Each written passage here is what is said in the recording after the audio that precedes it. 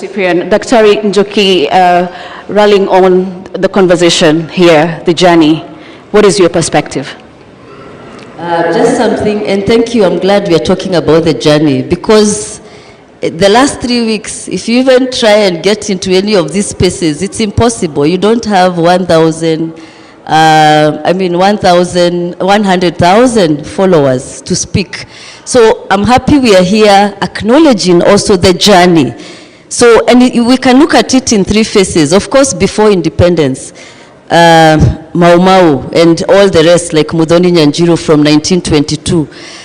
Mau Mau is our DNA. Resistance is our DNA, right? Don't ever forget that. For us Kenyans, only 2 countries resisted the British or the French violently before 1970. Later we had the Portuguese resisting. But before 1970, there were only 2 countries, and one was Kenya, and the other one is which one?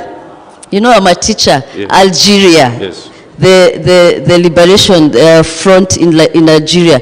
In Africa is only those 2 countries. So, and it's because of the Mau Mau, and you know the guerrilla warfare that they fought. So resistance is our DNA.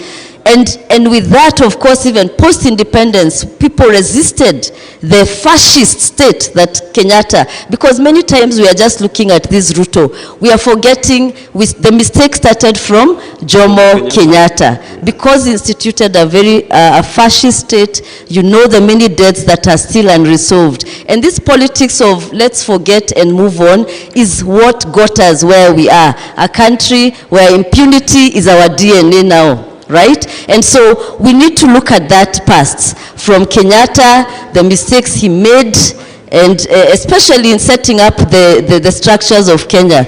Look at Tanzania with all its problems. Tanzania is doing much, much better in terms of politics. Kenya, we keep bragging about our economy. So what? The economy, if you don't have your rights, those chapter 4, the Bill of Rights, not just the what do you call it, social and political rights, but also the economic rights.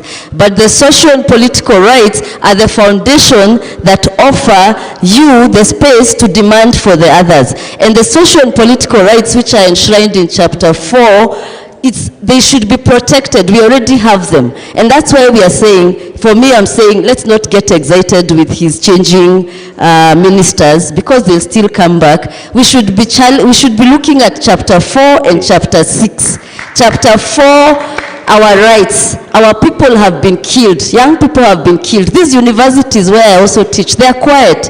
You know, so till we have justice, till we have the killer cops arrested, till Koome is gone, you know, and those are some of the things we are saying must change.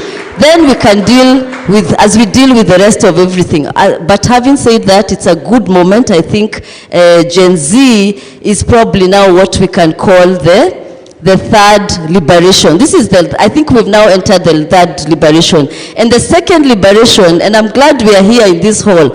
Those of us who don't know, this hall is a very important hall, Ufungamano.